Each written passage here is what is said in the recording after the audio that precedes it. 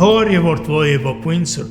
Welcome to Sunday Expressions from beautiful St. Leon Armenian Cathedral here in Burbank, California. Let's begin with the Hayr-Med. Anun Hori Vortvoye Voquin Sirpo Amen. Hayr-Med vor herginus yes.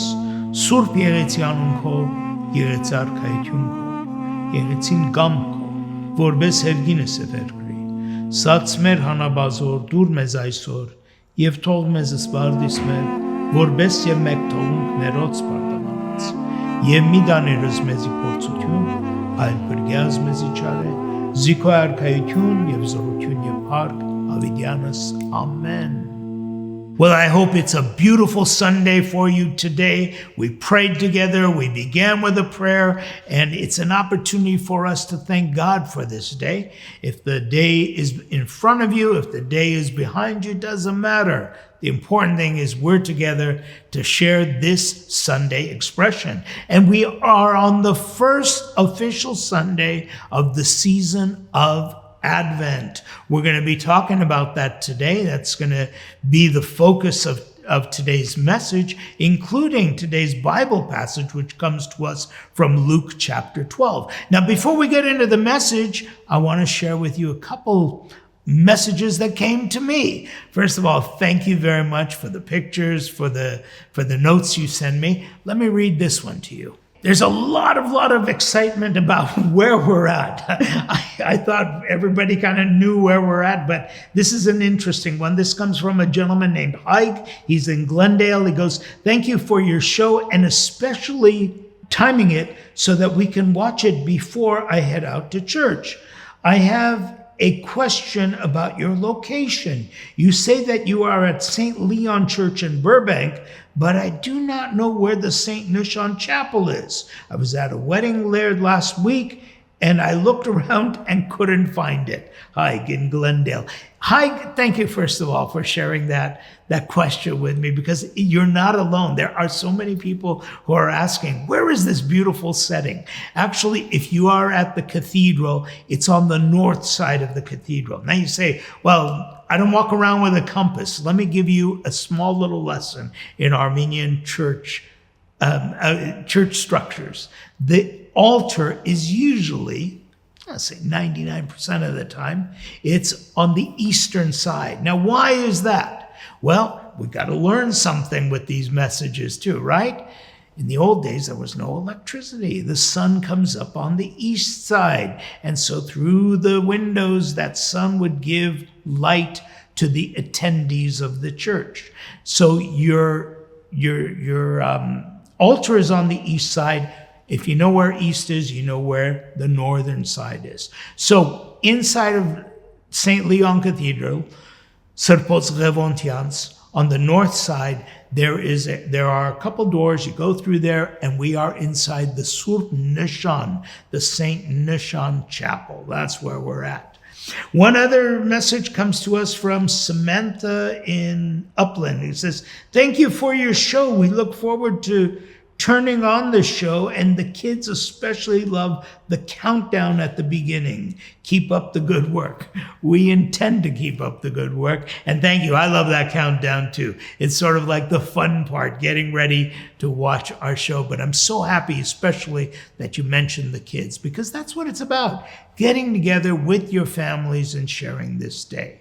Now, today we're going to be talking about Advent, what Advent is, and I also recognize that Thanksgiving, here in America, we have Thanksgiving coming up this coming Thursday. So on that occasion, today's Sharakan is going to be Qohanamk, which means I am thankful. We sing this every Sunday during the Holy Badarak, Qohanamk iskender vormez geragriats, an mahagan segan. On the immortal table, you have fed us. Now think about that. The table, the altar at the church, is the table of immortality. You have fed us. And we're going to be going to grandma's house, maybe an aunt or an uncle. We're going to be eating turkey. We're going to be eating all kinds of things. Think about the food that Christ offers us on the table of immortality. Here is Qohanamk.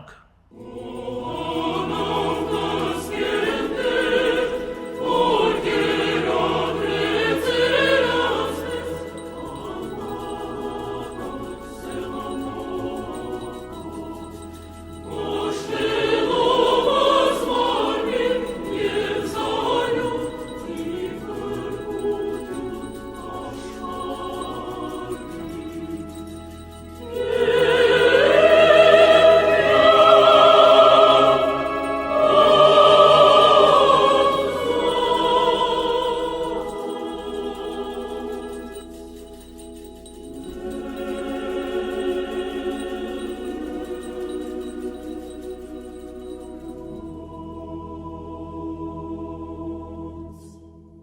Wasn't that beautiful? That's Qohanamk. That is sung by the Holy Etchmiadzin choir. And the pictures that we showed sporadically throughout that hymn were pictures throughout Armenia, different holy environments, especially environments where that table can be found, the holy altar. We'll look at Thanksgiving in many dimensions today, primarily when we talk about the first Sunday of Advent. Now, what is Advent? Advent means the coming. Now, who's coming? What's going on? Well, think about it this way. On January 6th, we are going to be celebrating Christmas. It is the nativity of Christ. In Armenian, we have a beautiful word for it. And like many things in Armenian, it's kind of long and complicated. It's called Աստվածահայտնություն. No, just relax. Break it down. Աստված means God. Հայտնություն means the revelation. So on that day, January 6th, we believe that God is revealed through Jesus Christ. And in fact, you probably know on that day when we greet each other, we don't say Merry Christmas. We say Christos dznav yev haydnetzav. Christ has been born and revealed. And, people go through the motions and they get sometimes excited, like, hey, I know how to do the greeting, Christos dznav yev haydnetzav. But unfortunately, a lot of times it becomes just sort of like something to say, much like Merry Christmas. We say it without really understanding what's behind that Christmas message. And so the church fathers have given us this period of time of preparation. It is 50 days before Christmas. And so during those 50 days, you prepare yourself through special diets, as well as through prayer, as well as through good works.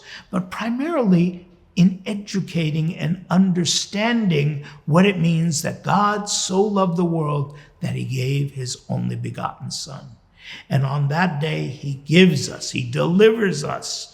It is a remembrance that Jesus Christ was born in Bethlehem, he was revealed at the River Jordan, and more importantly, he is born every single day in our lives.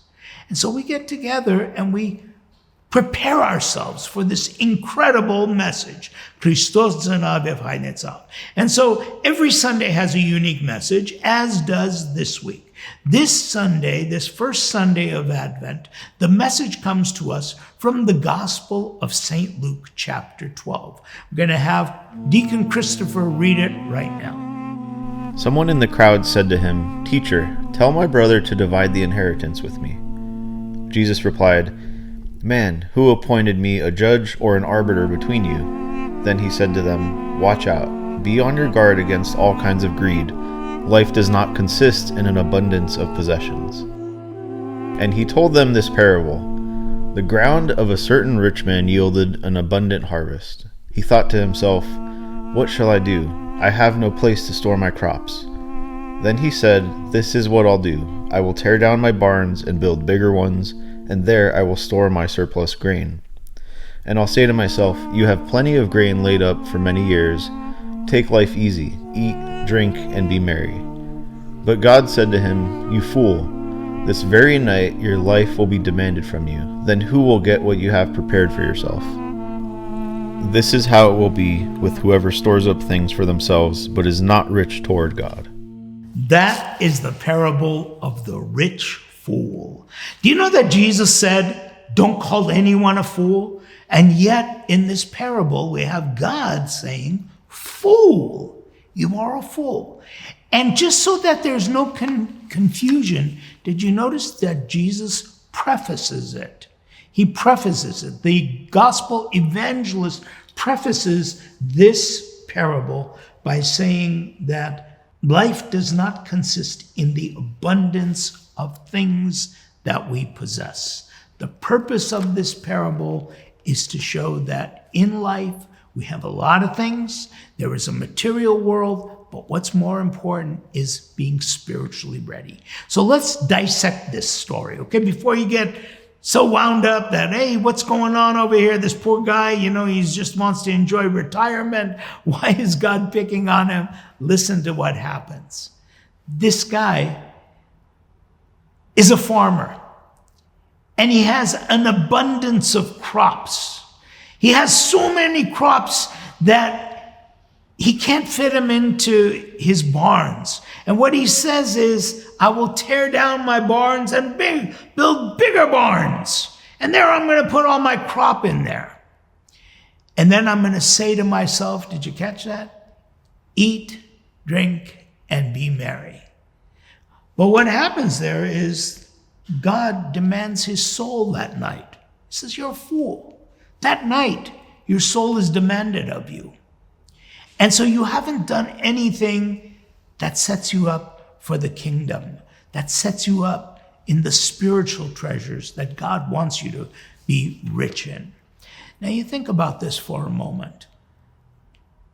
We may not be able to identify with a farmer. Can you identify with an entrepreneur? Somebody who makes a lot of money. Somebody who runs a business and he makes more and more and more and more money. Is there something wrong with that? Absolutely not. He's using the talents that God has given him. But at the end of the day, what happens with that money is important. You see, money is just a bunch of numbers on a page, isn't it? If you say you have $1 million, you basically have a 1 with 6 zeros behind them. What is that $1 million? Until you spend it. You buy a house for your kid, you put him through, you give him education, you help out your parents with health issues, you're able to put them someplace. Now that money has a value. Why? Because it is being used beyond yourself. This was the problem with this rich man. It was all about himself. And if you listen to what he said, check it out. It's all filled with himself. Glory to himself. He says, this is what I will do. Listen to the verbiage he uses. I will do this. I will pull down my barns and build greater ones. There I will share all my crops and my goods. And I will say to my soul, do I make the point? It's all about him. Life is not all about you. Life is about sharing. It's about giving. It's about sacrificing. Sometimes you give without any expectations. Why? Because that's what God did. That's what God did. He sacrificed. He gave his only begotten son. Do you see how Advent prepares us for Christmas? So that when we say in Christmas that Christ has been born and revealed, we realize that this is not just some ordinary event. And so the message that comes to us today is a very clear one. Set yourself up for the spiritual treasures in life, the things that are important. This week, we have Thanksgiving coming up. Here in America, it's a beautiful tradition. Those of you in other countries, you may have similar things, but I love it here in America because the word Thanksgiving means you're giving thanks, which means there has to be somebody who's going to receive it. It automatically becomes an opportunity for us to say thank you to God, who has given us so much. Our lives, our ability to communicate, our families, our friends, people who become family to us. Celebrate that this Thursday. When you get together, yes, it's easy to say thank you for the things that you have, those physical things, but think about the emotional ties. Think about the spiritual treasures that you get from your church, the ability to listen and hear the messages that come to us from the beautiful Sharakans, that come to us from the beautiful treasures that we have in our church, from the crosses to the icons to the celebration in the voices of people singing these Sharakans, celebrating the Badarak. Celebrate Thanksgiving by saying thank you to God for the spiritual treasures that you have. I want to wish you a very happy Thanksgiving. Look forward to seeing you next week when we do another Sunday expression during that Thanksgiving holiday. But before we do that, please remember to like us. Please remember to let us know where you're listening to us, where you're watching us, how you're watching us, what you're doing. You can drop me a line at Father Vazken, FRVAZKEN, at epostle.net. That's apostle with an E. Apostolic evangelism for an electronic and expanding universe. Look forward to seeing you. Make sure you like us.